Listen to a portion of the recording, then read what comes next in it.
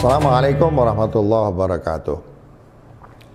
Mungkin kalau kita pernah belajar agama di sekolah atau pernah ngaji dengan ustadz, biasanya tidak pernah kita tidak mendengar sebuah hadis Nabi yang bunyinya innamal a'malu binniyat, ya, bahwa sesungguhnya amal itu dinilai berdasar niatnya.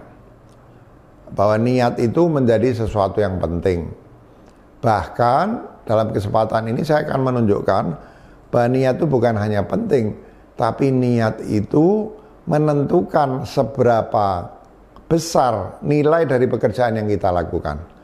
Memang di dalam hadis yang tadi saya kutip sepenggal awalnya itu, Rasulullah melanjutkan, maka setiap perbuatan itu dinilai dari apa yang diniatkannya. Kita tentu tidak akan berbicara tentang niat itu harus dibunyikan atau tidak sebagaimana perdebatan di dalam fikih, tapi niat itu sebetulnya merupakan pernyataan tentang makna apa yang akan kita bubuhkan terhadap perbuatan yang akan kita lakukan. Misalnya kita bekerja untuk mengisi waktu dengan hal-hal positif, itu niat yang bagus.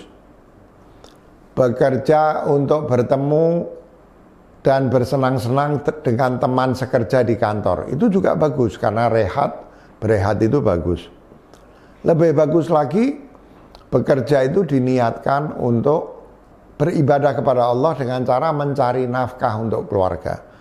Ya, ini sudah niat yang sangat luhur.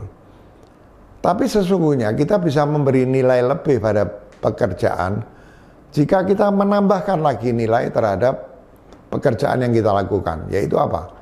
Memberikan kontribusi positif dengan melahirkan karya-karya bagi konsumen kita. Bagusnya niat ini adalah pekerjaannya tidak lebih berat, pekerjaannya itu saja. Kalau kita niati dengan luhur, pahalanya kan sesuai dengan niatnya itu, sesuai hadis Nabi tadi. Diniatkan sebagai mengisi waktu dengan hal positif, sudah dapat pahala. Ditambah bersilaturahim dengan teman sekerja, tambah lagi pahalanya. Pekerjaannya apa berubah menjadi lebih berat? Tidak.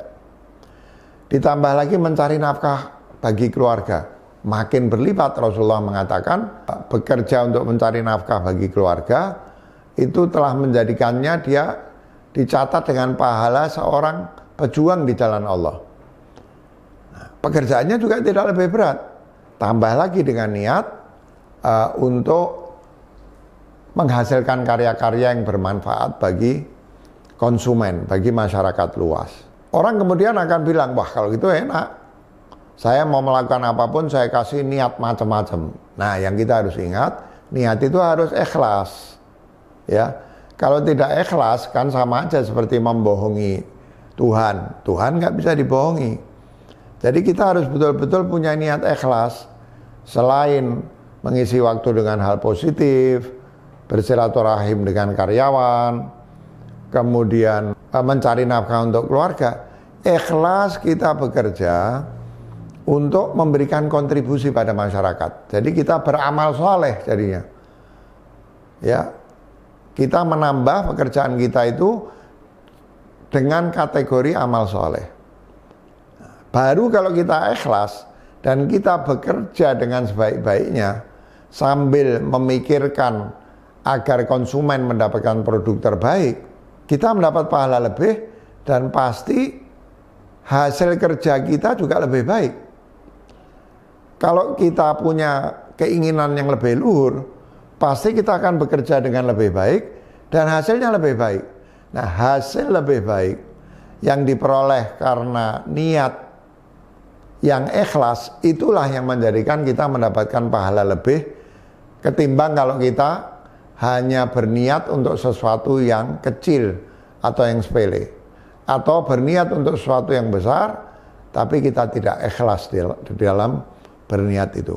Maka jangan pernah meremehkan niat.